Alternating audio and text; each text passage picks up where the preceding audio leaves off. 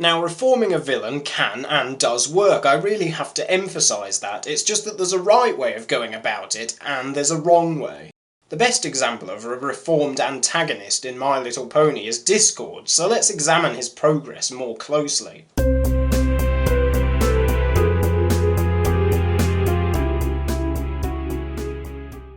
My use of the word progress in the intro was very much intentional, because in that word is the essence of why Discord's reform works so well. It is a progression, and I'm not just referring to the fact that it spans across multiple episodes, although that is a good thing, and I'll get to that in a minute. What I mean is that Keep Calm and Flutter On builds on what has already been established about Discord as a character, as opposed to wiping the slate clean and throwing continuity out of the window. It is quite clear that he is still the same spirit of chaos that we all know and love, only now he's realised the value of friendship. You know Princess Celestia said that you were to give me a heads up before you summoned me with that little spell she gave you. Fast forward to season 5 and Starlight Glimmer's reform doesn't even make sense within the episode's own continuity. She starts off wanting revenge on Twilight, but following a 2-minute conversation, not only abandons her plans for revenge, but also her entire philosophy, the very thing that defined her as a character in the first place. I don't want to spend this whole video ranting about Starlight, but the more I think about that episode, the more it falls to pieces.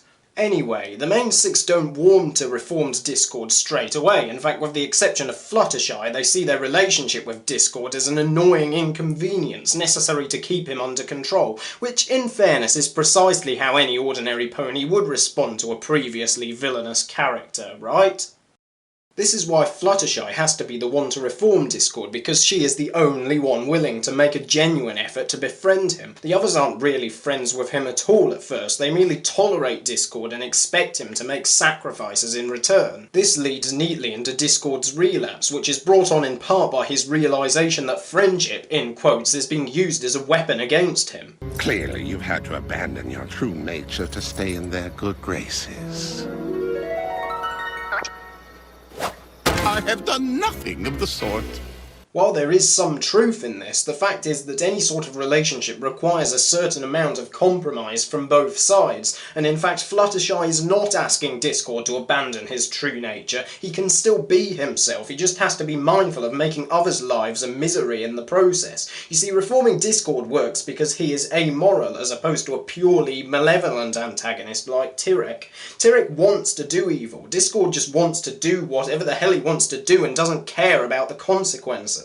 It is only after the Season 4 finale that Discord at last starts to be accepted by the main 6, and we see in What About Discord that he has now properly become friends with them. Me and Discord are just messing around. Like we do. Since when?